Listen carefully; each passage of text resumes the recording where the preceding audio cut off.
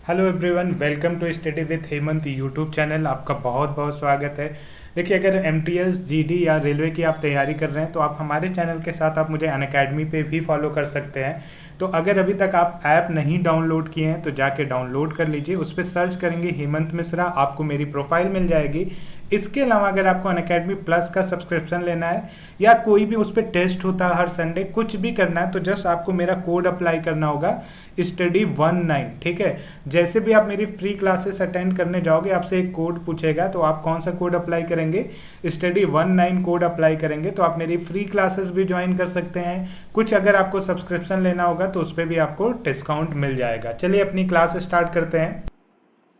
ताप गतिकी का प्रथम नियम सामान्यतः किससे संबंध मामला है?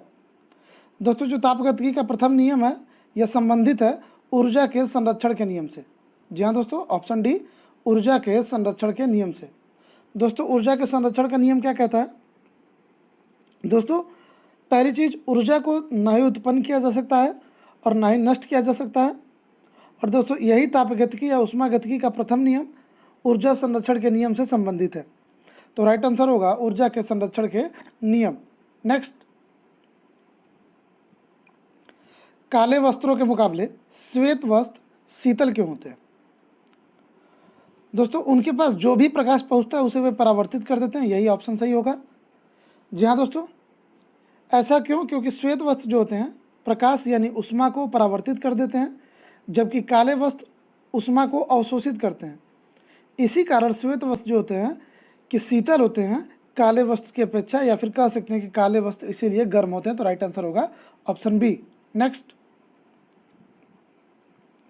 उष्मा का एसआई मात्रक क्या है? दोस्तों, उष्मा का जो एसआई मात्रक होता है वो होता है जूल। तो राइट आंसर हो जाएगा जूल। दोस्तों, उष्मा क्या है? उष्मा एक प्रकार की ऊर्जा होती है जो पदार्थ के मध्य तापांतर को व्यक्त करती है। तो उष्मा का जो एसआई मात्रक होता है वो होता है हमारा जूल। नेक्स्ट, दो धातुओं का सोल्डरन किसके गुण के कारण संभव है? दोस्तों, ये संभव है असंजन के कारण। असंजन का जो गुण होता है दोस्तों, दो धातुओं का जो सोल्डरन होता है वो असंजन, जिसे हम कोहेसन भी कहते हैं, इंग्लिश में इसे हम कोहेसन के नाम से जानते हैं। आपके ऑप्शन में कोहेसन भी दे सकता है। तो दो धातुओं का जो सोल्डरन होता है वो कोहेसन या फिर असंजन के गुण के कारण होता है। तो राइट आंसर क्या हो जाएगा हमारा? असंजन, ऑप्शन डी।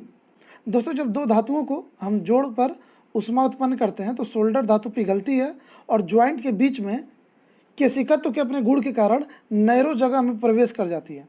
तो ऐसे इसे सोल्डरन होता है। तो दो धातुओं के सोल्डरन का गुण संभव है तो असंजन के कारण। नेक्स्ट, भीषण सर्दी में ठंडे देशों में पानी की पाइपें फट जाती हैं, ऐसा क्यों होता है? दोस्तों, क्योंकि जमने पर क्या होता है, पानी फैलता है। जी हाँ दोस्तों, ठंडे देशों में सर्दी के मौसम में तापमान जब भी 0 डिग्री सेंटीग्रेड से कम हो जाता है तो हमारा जो पानी होता है वो जमने लगता है, और पानी के जमने पर उसके वैल्यू में जो है कि वृद्धि होने लगती है, फिर प्रसार होने लगता है। दोस्तों, इसी कारण अगर हम पाइप में अगर ज़्यादा जगह नहीं छोड़े रहते हैं तो जब पानी जमता है या फिर जब बर्फ़ बनता है तो इस वजह से पाइपें क्या होती हैं, फट जाती हैं उसके दबाव के कारण। तो राइट आंसर होगा क्योंकि जमने पर पानी फैलता है। नेक्स्ट, ताज़े पानी का हिमांक बिंदु क्या है? दोस्तों, ताज़े पानी का जो हिमांक बिंदु होता है वो होता है 0 डिग्री सेंटीग्रेड। हिमांक बिंदु यानी फ्रीजिंग पॉइंट कह सकते हैं। तो ताज़े पानी का जो हिमांक बिंदु है वो 0 डिग्री सेंटीग्रेड है, यानी इस तापमान पर यानी 0 डिग्री सेंटीग्रेड पर जो हमारा पानी है वो क्या बन जाएगा? बर्फ़ बन जाएगा। तो राइट आंसर होगा 0 डिग्री सेंटीग्रेड। नेक्स्ट, शीतकाल में हैंडपंप का पानी गर्म होता है, क्योंकि दोस्तों शीतकाल में इसलिए होता है क्योंकि पृथ्वी के जो भीतर का तापमान है वायुमंडल के तापमान से अधिक होता है। जी हाँ दोस्तों, हमारे बाहर के वातावरण में काफ़ी ठंडा होता है शीतकाल में, और लेकिन जो ज़मीन के अंदर का जो वातावरण है वो क्या होता है, काफ़ी गर्म होता है। किसकी अपेक्षा? पृथ्वी की अपेक्षा। यानी बाहरी वायुमंडल जो है, बाहरी जो है कि तापमान की अपेक्षा जो अंदर का तापमान है वो काफ़ी गर्म होता है, जिसकी वजह से ठंडी के दिनों में हैंडपम्प का पाइप का जो पानी होता है वो हमें गर्म प्रतीत होता है। और जो तो जस्ट गर्मी में इसका अपोजिट होता है, बाहर का हमारा तापमान गर्म होता है और अंदर का तापमान ठंडा होता है, इसीलिए जब हम पानी निकालते हैं तो वो हमें ठंडा महसूस होता है। नेक्स्ट, ठंडे देशों में शीतकाल में झीलें जम जाती हैं नीचे का पानी छोड़कर। दोस्तों ठंडे देशों में शीतकाल में जो होता है, जो पानी होता है शीतकाल में, वातावरण के तापमान गिरते गिरते 0 डिग्री सेल्सियस तक जब पहुंच जाता है, तब झीलों और तालाबों के पानी का जो ऊपरी सतह होता है वो बर्फ़ में बदल जाता है। लेकिन जो नीचे का पानी है वो 4 डिग्री सेंटीग्रेड पर बना रहता है। यानी कि ठंडे देशों में शीतकाल में ऊपर झीलें जम जाती हैं, और लेकिन उसके नीचे का जो पानी होता है वो 4 डिग्री सेंटीग्रेड पे पानी बना रहता है। तो राइट आंसर होगा 4 डिग्री सेंटीग्रेड पर। नेक्स्ट, वह तापमान जिसका पाठ्यांक फ़ारेनहाइट और सेल्सियस दोनों पैमाने पर वही होता है, क्या है? दोस्तों -40 डिग्री सेंटीग्रेड जो होता है वो फ़ारेनहाइट और सेल्सियस दोनों पैमाने पर एक बराबर होता है। दोस्तों काफ़ी इंपॉर्टेंट क्वेश्चन है, आपके एग्जाम में बार बार पूछा जाता है कि वह तापमान जिसका पाठ्यांक फ़ारेनहाइट और सेल्सियस दोनों पैमाने पर एक समान होता है, तो वो हो जाएगा -40 डिग्री सेंटीग्रेड। नेक्स्ट, थर्म किसका यूनिट है? दोस्तों थर्म यूनिट है उष्मा का। जी हाँ दोस्तों, थर्म उसमें ऊर्जा का एक गैर एसआई मात्रक है, तो राइट आंसर हो जाएगा उष्मा।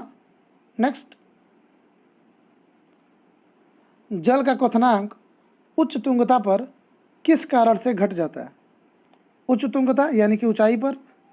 उच्च तुंगता मतलब, उच्च तुंगता की बात करें लोगों को समझ में नहीं आता है काफ़ी, तो ये उच्च तुंगता मतलब होता है ऊंचाई। तो जल का जो क्वथनांक होता है ऊंचाई पर किस कारण से घट जाता है?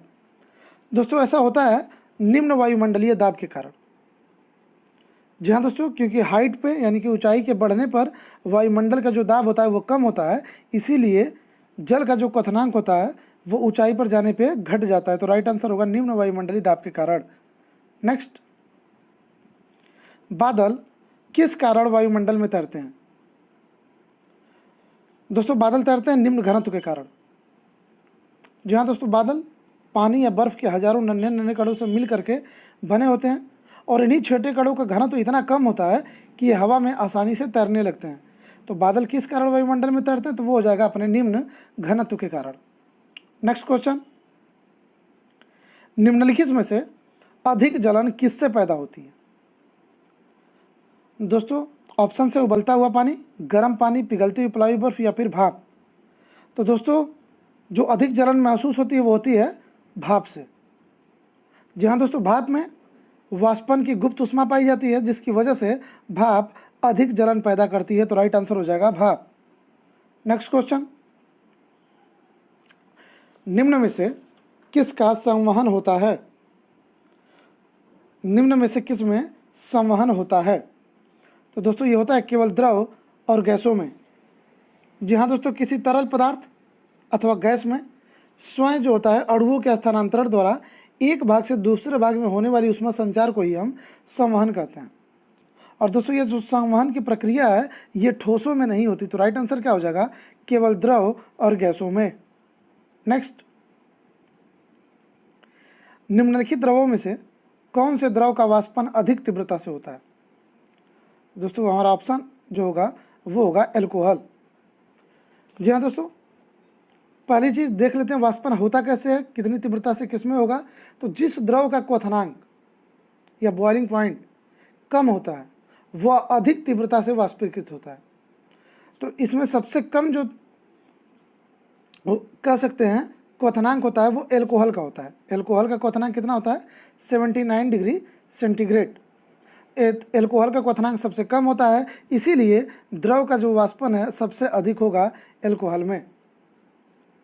नेक्स्ट दोस्तों, जल का जो क्वथनांक होता है वो 100 डिग्री सेंटीग्रेड होता है। अगर पेट्रोल की बात करें तो दोस्तों जो पेट्रोल का होता है वो लेकर के 95 डिग्री सेंटीग्रेड होता है। और अगर एल्कोहल की बात करें तो मैंने आपको बताया कि एल्कोहल 79 डिग्री सेंटीग्रेड और पेट्रोल तो ये होता है 95 डिग्री सेंटीग्रेड। और मिट्टी का तेल बचा, मिट्टी का तेल का जो क्वथनांक होता है वो 150 डिग्री से लेकर के 300 डिग्री सेंटीग्रेड होता है। तो निम्नलिखित द्रव में से कौन से द्रव का वाष्पन अधिक तीव्रता से होगा? तो वो होगा एल्कोहल। नेक्स्ट क्वेश्चन, बहुत उच्च तापमान को मापने के लिए हम प्रयोग करते हैं किसका? दोस्तों प्रयोग होता है ताप वैद्युत उत्तपमापी का। जी हाँ दोस्तों, बहुत उच्च तापमान को मापने के लिए ताप वैद्युत उत्तपमापी का प्रयोग किया जाता है। दोस्तों ताप वैद्युत उत्तपमापी द्वारा 200 डिग्री सेंटीग्रेड से लेकर के 1600 डिग्री सेंटीग्रेड तक ताप को मापा जा सकता है। तो राइट आंसर होगा ताप वैद्युत उत्तपमापी। नेक्स्ट, पारा थर्मामीटर के कार्य करने का सिद्धांत क्या है? दोस्तों यह गर्म करने पर पदार्थ का विस्तार करता है। जहाँ दोस्तों अगर पारा थर्मामीटर की खोज की बात करें तो वो किया था डेनियल ग्रेबियल फारेनहाइट ने। डेवन ग्रेबियल फारेनहाइट ने। दोस्तों पारा थर्मामीटर में ताप मापने पर पारा गर्म होकर के आगे बढ़ने लगता है, जिससे ताप का मापन किया जाता है। तो गर्म करने पर पदार्थ का विस्तार होता है। तो राइट आंसर हो जाएगा ऑप्शन बी। नेक्स्ट, निम्नलिखित में से कौन से यंत्र का प्रयोग आर्द्रता को मापने के लिए किया जाता है? दोस्तों आर्द्रता मापने के लिए किया जाता है आर्द्रता मापी का प्रयोग। आर्द्रता मापी, जी हाँ दोस्तों, जिसे हम हाइग्रोमीटर के नाम से जानते हैं। आपके क्वेश्चन में डायरेक्ट हाइग्रोमीटर लिख करके आएगा, ऑप्शन में आ जाएगा। तो निम्नलिखित में से कौन से यंत्र का प्रयोग आर्द्रता को मापने के लिए किया जाता है? तो वो हो जाएगा आपका हाइग्रोमीटर, यानी कि आर्द्रता मापी। नेक्स्ट, तारों का रंग किस पर निर्भर करता है? दोस्तों इसका जो राइट आंसर होगा वो होगा ऑप्शन ए, यानी कि तापमान। तारों का रंग उनके तापमान पर निर्भर करता है। जी हाँ दोस्तों, जैसे सूर्य की सतह का तापमान 6000 के है और वही पीले रंग का दिखाई देता है, और जिन तारों का तापमान अधिक होता है वे तीव्र चमकते हुए प्रतीत होते हैं। यानी कि तारों का जो रंग है वो उनके टेम्परेचर यानी कि तापमान पर निर्भर करता है। Next question,